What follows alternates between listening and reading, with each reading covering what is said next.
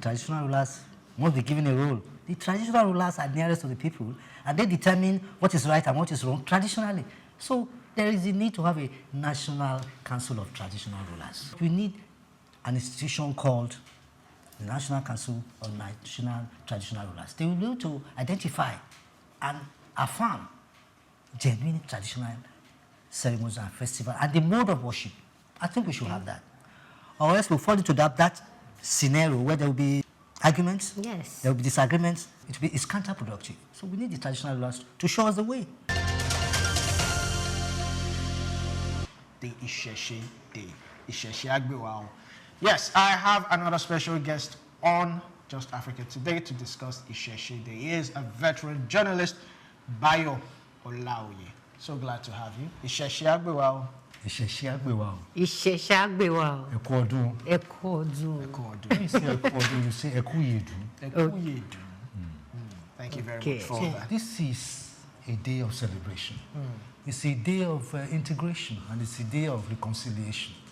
Because let's face it, just like Mr. Prince Dosunmu said, we are all part of ṣeDay. My father was the headmaster of Holy Cross Cathedral. Okay. I attended Holy Cross Cathedral, I attended Loyola College. But I have my ancestral links in Oyo.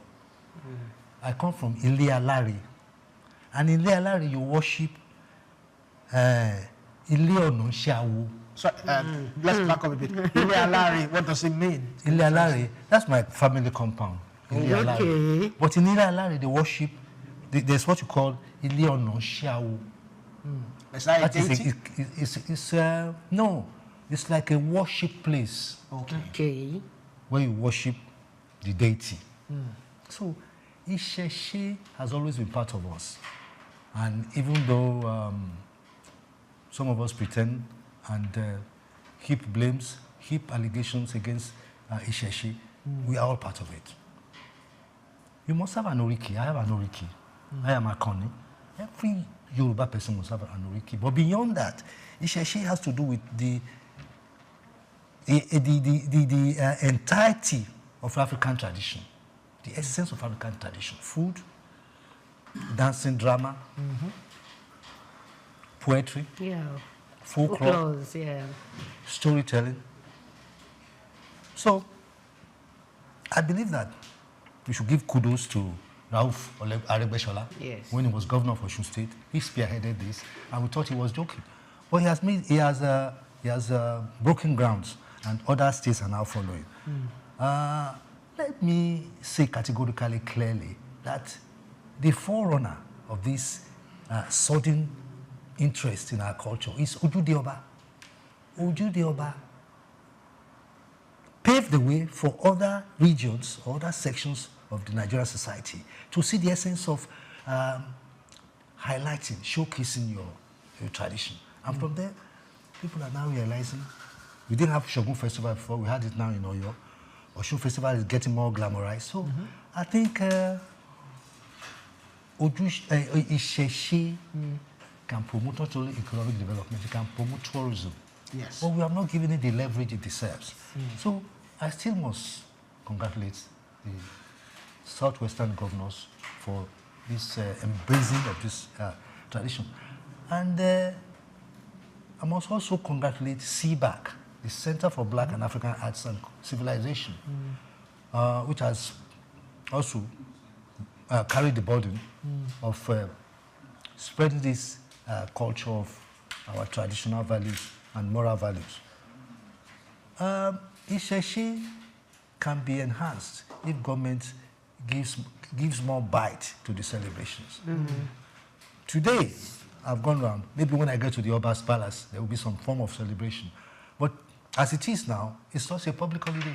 There's not much celebration and not much appreciation by the public that today is a public holiday.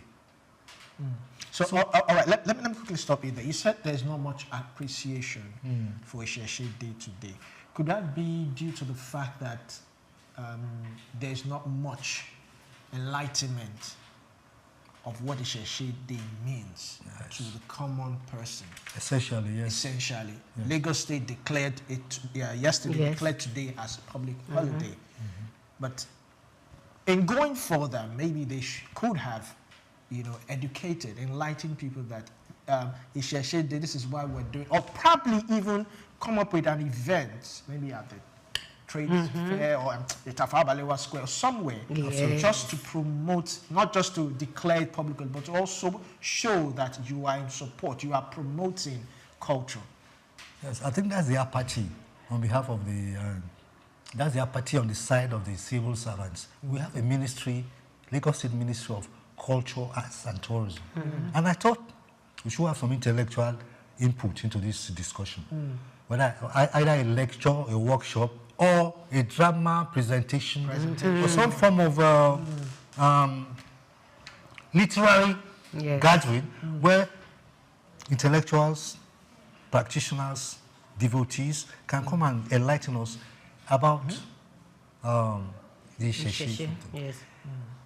It is still there. It is still hanging. There's still doubt. There's still hypocrisy. There's still prejudice against the ṣeDay. And I think government still has a lot of work to do. Don't forget that the universities too, they have Institute of African Studies, and I'm surprised. Prince Dosunmu was University of Ife before as a lecturer, and I am surprised that they have been very silent. The Institute of Cultural Studies in Lagos, UNILAG, the ones at Ife,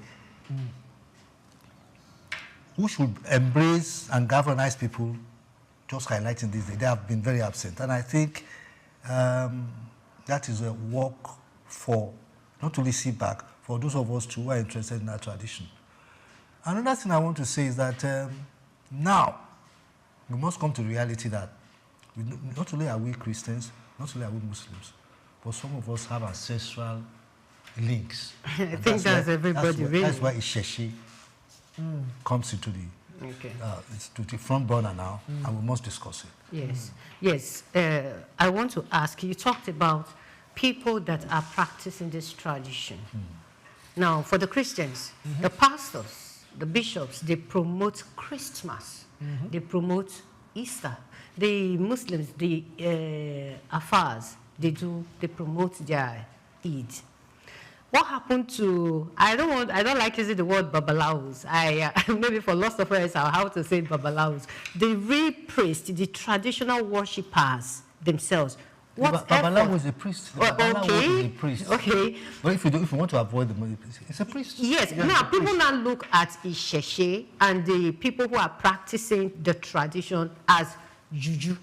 They not feel that diabolical. You not feel that, okay, because they wore a particular white and they carry these things on their head, so you see everybody shying away, running away from them. It is not supposed to be so. What is the role of the traditional rulers and the babalawos in promoting ṣeDay?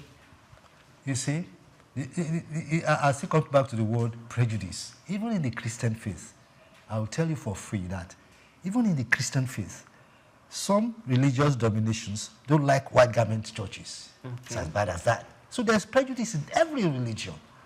So for traditional rulers, it's only natural that they should promote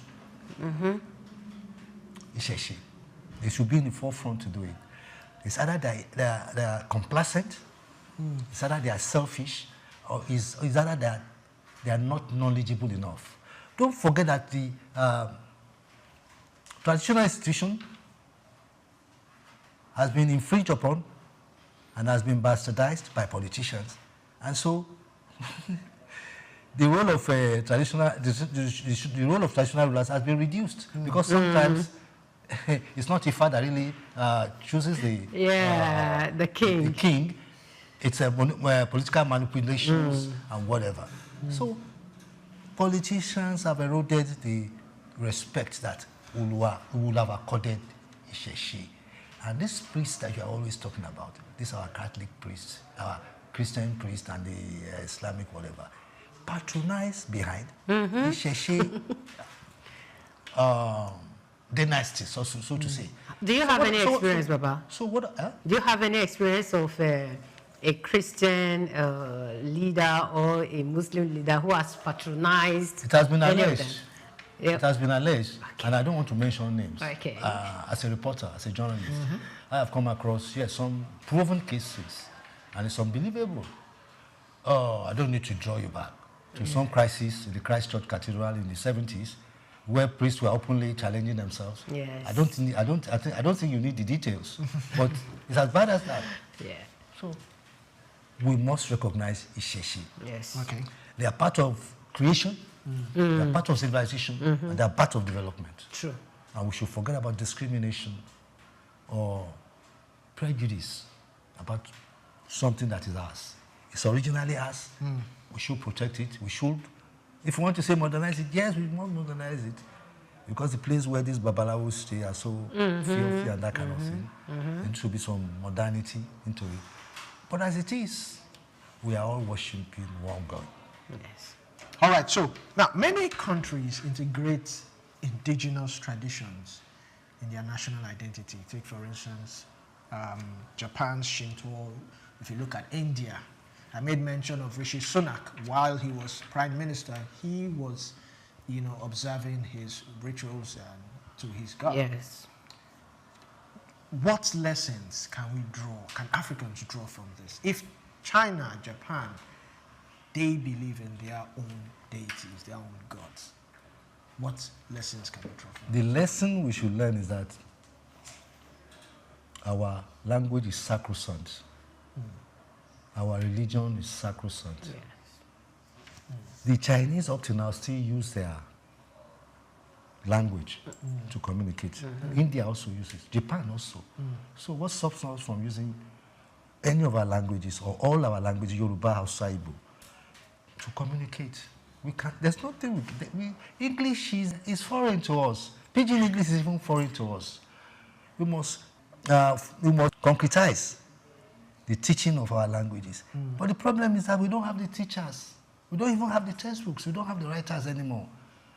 D.O. Fagunwa in the 70s and the 80s, in the 60s, 70s, and the 80s, was a premium Yoruba literature book.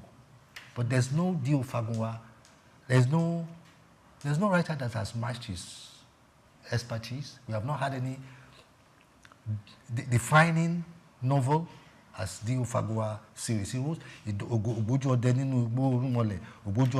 wrote a series of books, fiction, in Yoruba language. That is not there anymore. We don't have the visuals to teach Yoruba. The books are not there.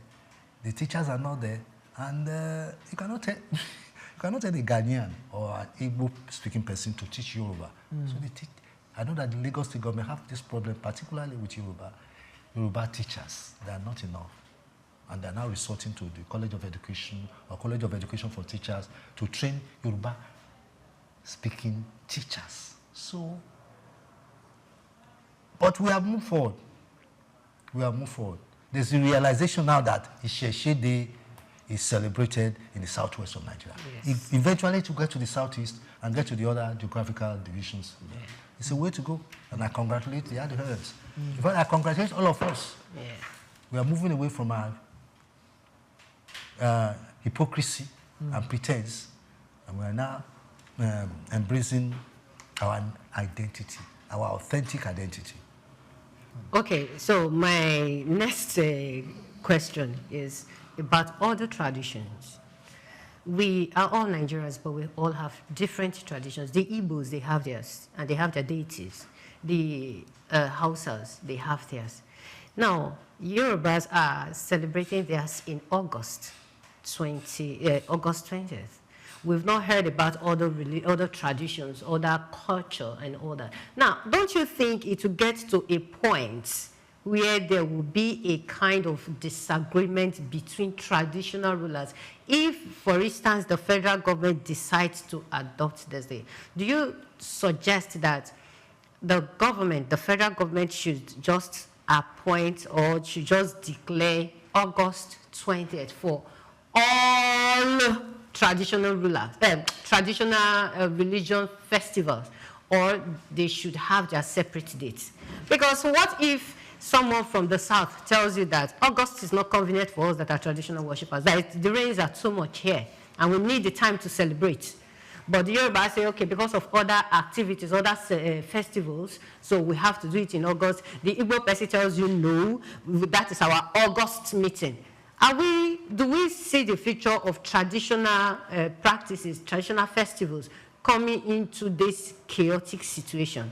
That is why we have always been saying that the traditional rulers must be given a role in this new constitution that we are making. The traditional rulers are nearest to the people, and they determine what is right and what is wrong traditionally.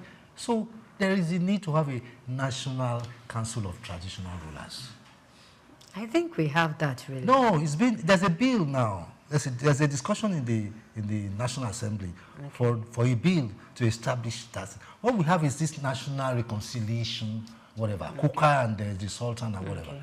But we need an institution called the National Council of National Traditional Rulers. They will be able to identify and affirm genuine traditional ceremonies and festivals and the mode of worship. I think we should have that. Or else we'll fall into that scenario where there will be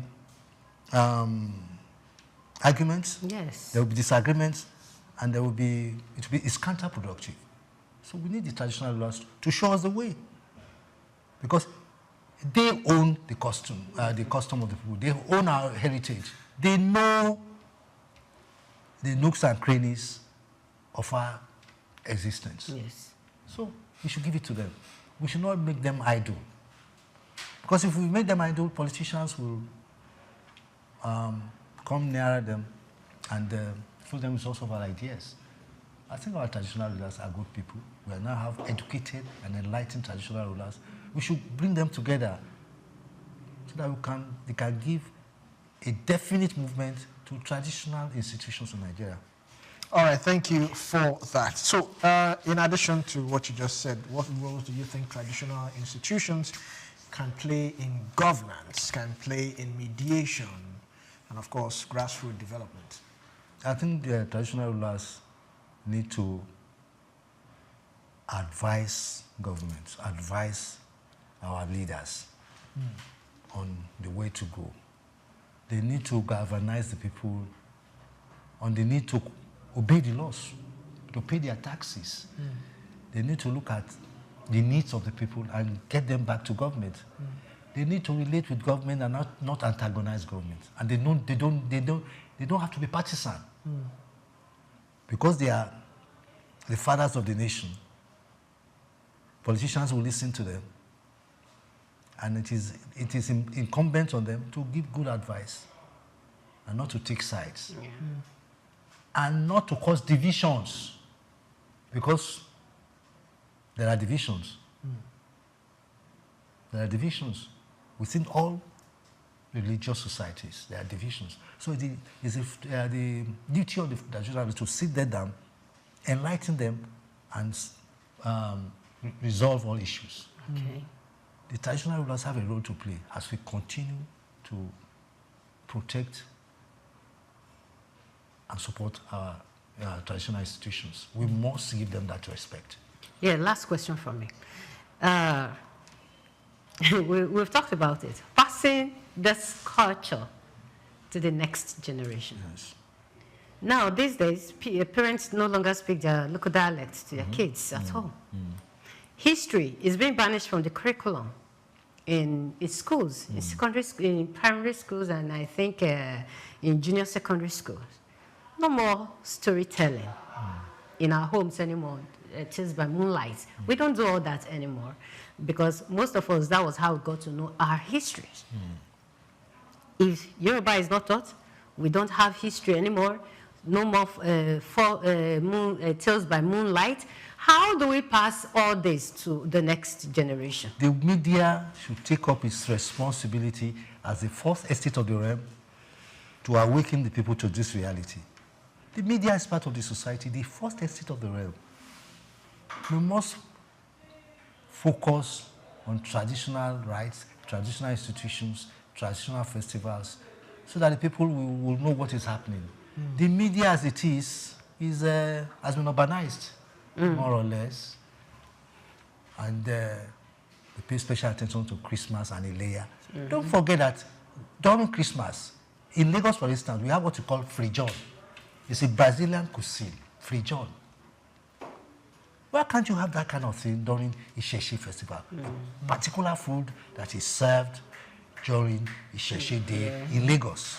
In Ijebu, it will be kokore. In Ibadan, it will be amala. And Ibadan and amala and... Baba is pointing at me. I'm not the right person. It will be amala and begiri. Amala and begiri. Yes. So, we must showcase Isheshe Day. Yes. Not only to promote tourism, not only to promote our traditional cuisines, but to give our children a sense of belonging. Don't be surprised, these children now, we may say they are nonchalant, but little by little they are getting to know that tradition matters. Sure. When they discuss among themselves, they know that tradition matters. Yes. So, government must take the bull by the horns and support this traditional institution so that all of us can live happily. Yeah. We don't have to distrust each other because of religious affiliation. Yes. Thank you very much, Mr. Bayo Olaoye. And once again, thank you for having me. Okay. Thank you very much. All right, so this is where we will be rounding up today's episode of Just Africa. But I leave you with this. Isheshe Day is more than a celebration. It sparks vital conversations about who we are as Africans and how tradition, policy, and development can intersect. The question remains, can the recognition of African traditions in policy making open new doors for unity, cultural industries, and inclusive growth?